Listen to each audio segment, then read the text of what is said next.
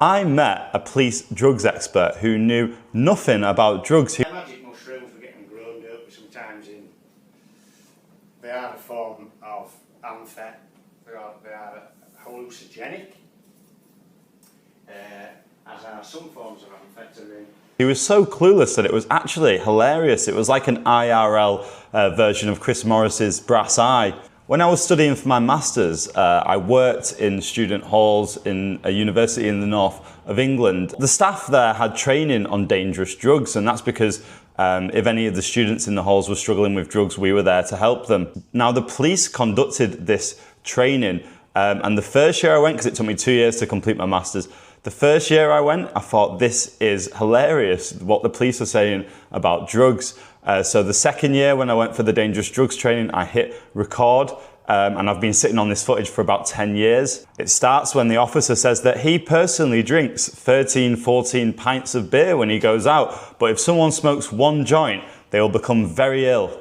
And it'll be 11, 12 o'clock when I come up, and I'll probably have, 12, 13, 14 pints, and that is a bit of a blowout. It releases a bit of steam. I don't upset anybody. I come home, I go to sleep, feel quite ill the day after for a while, but that is sort of a normal pattern of behaviour, isn't it, for most people? We're looking out for the person who gets on an escalator and can't jump off. We're looking out for the person who starts on 2 or 3 pints and ends up drinking a bottle of whiskey on the train tracks a day. Or we're looking for the person who starts on a joint of cannabis and then is escalating from being a physically, well-looking person.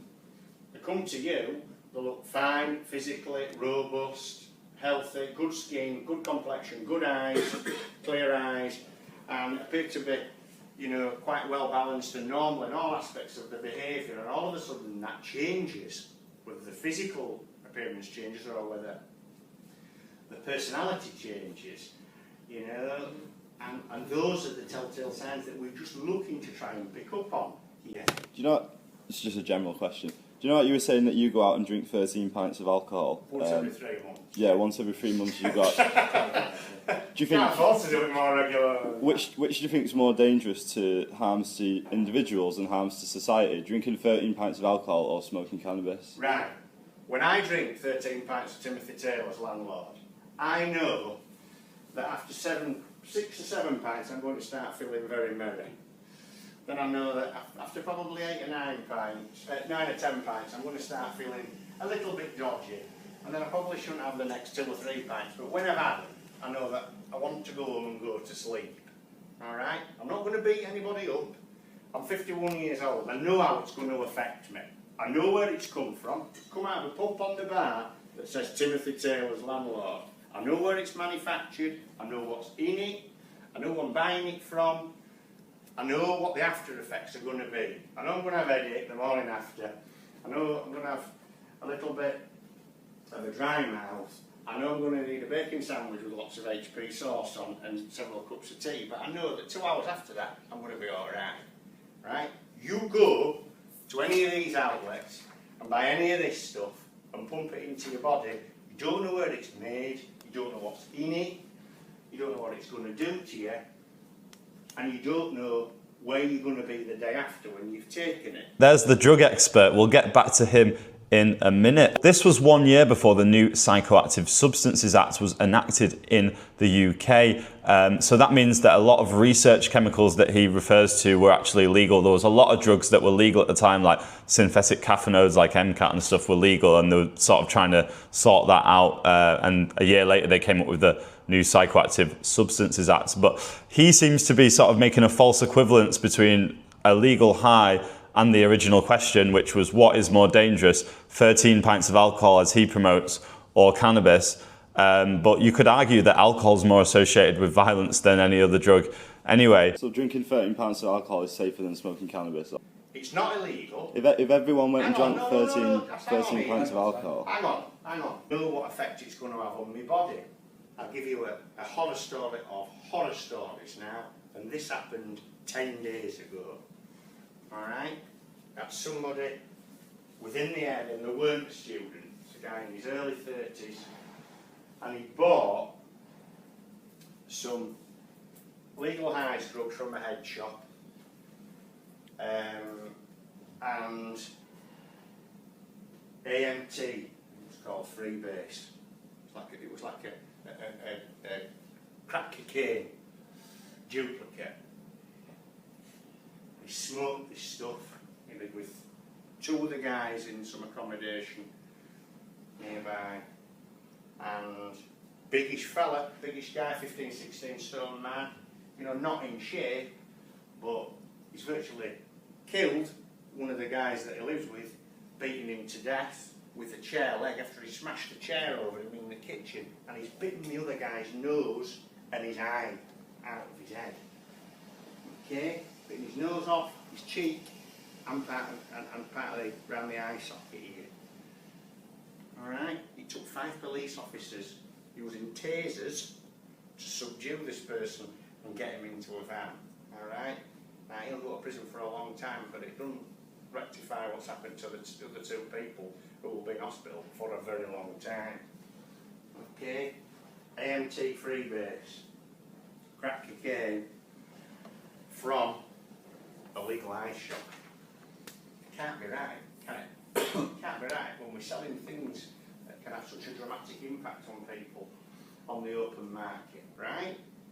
Did the man who took the AMT freebase know that it was going to result in 2 people that he lived with being in intensive care? No, he didn't. And if you're a drug user, then you know to a certain extent what it's going to do to you, but you don't know every time. You don't know where the stuff's coming from. You can get a safe batch, you can go to the same supplier, and you can get a bad batch. You can have a drug that has certain effects on you that you like, certain effects that you don't like, and you can take a legal high that duplicates some of those effects, but some of the effects will be different. This guy might have taken crack cocaine several times before, and it hadn't turned him into a raging monster. But he did this time the duplicate form of it, which was a lot cheaper and accessible, did. So it can't be safe, can it? Certainly wasn't safe for the 2 guys who lived in the flat with him. One of them's looking for his nose, part of his eye and his cheek. One of them's got a fractured skull, a broken collarbone and 4 broken ribs. Alright? Because the big fella who bought it, who lived with him, didn't know what he was going to do with it, did he? Didn't know what was in it, didn't know that it was going to turn him into a raving madman. You know? And it took him, he was tied down in a cell in the Bridewell for nearly 8 hours before he returned to his normal condition. So, huge impact on his body, was massive. Can't be safe for people to have access to things that are so potent. And yet I agree with you. If you're a person who responds badly to alcohol, you shouldn't drink. Again. But if you go in a pub and you're drunk, it shouldn't serve you. When you've had enough, they should say to you, right, you've had enough, sir, I'm not serving you again, go home. Alright, you won't get that from a drug dealer. You won't get that from somebody who's in a legal eye shop. It'll just be, get your money out, kid. So it's a different type of relationship, isn't it? And I know what you're saying. You're saying, well, yeah, some people go out and have half a dozen pints of lager and want to smash up the world, or they want to smash up somebody else. That's dangerous. It is dangerous. Or batter their wife. It is, absolutely. Yeah. And they'll do it every weekend, or they'll go home and beat the wife black and blue, or the kids black and blue, every weekend. And that's dangerous. But we can, in time, the law will catch up with those people. All right? We don't sanction them in terms of you shouldn't drink again. We don't ban them from pubs because they've got a history of violence with alcohol. You know, perhaps we should. Perhaps we should say booze is no good for you. You know, we're going to ban you from licensed premises, but then they'd just drink at home, wouldn't they? So would you support a ban on alcohol? No. Why? No, I wouldn't support a ban on alcohol because I think that society needs some form of release, and I think for most people it's controlled in alcohol. We get an extreme percentage of people, it's not a big percentage, who don't react well with alcohol, and that creates a lot of problems for the police, but we get a lot more problems from drugs. People say alcohol's a drug. It's not a drug, it's a drink. One more scientific way of looking at this debate of whether alcohol is more dangerous than cannabis is this study, which was published in The Lancet in 2010 by Professor David Nutt. It was a very complex multi-criterial analysis of the harms of drugs, looking at both the harms to society and the harms to individuals. Now, if you take both of those together, you'll see that alcohol is the most dangerous drug in society. It causes a lot of problems like accidents, violence, drink driving, so on and so forth. It causes a lot of damage to society. It also causes a lot of damage to individuals. Now, if you look at just harms to individuals, you can see that other drugs, like for instance heroin and crack, are more dangerous to use than alcohol, obviously. But if you look at cannabis, it's way down there on both measures compared to alcohol. We get a lot more problems from drugs, and we get a lot more deaths from drugs. It's the fatality of drug use that's the frightening thing. As I said to you, you can start on the booze, and it'll take you 25, 30 years to drink yourself to death. You can start on something as, you know, as apparently innocuous. What did Prince Charles say? It's no more harm for you than a full-strength cigarette. Joint of cannabis. Well, we've reclassified them, haven't we, from C back to B. Again. How many people die from cannabis? You what? How many people die? I don't know. I don't know. But it's the link to other serious substances, and it's the psychological effects that destroy people's lives. People commit suicide, and it's a paranoid schizophrenia that really destroys people. And I'm not saying that booze doesn't, but it's to a lesser extent. He then starts giving some general information about drugs, almost all of which is completely factually incorrect. He starts by saying that magic mushrooms are a form of amphetamine. Yeah, magic mushrooms, we get them grown up sometimes they are a form of amphet. They are hallucinogenic,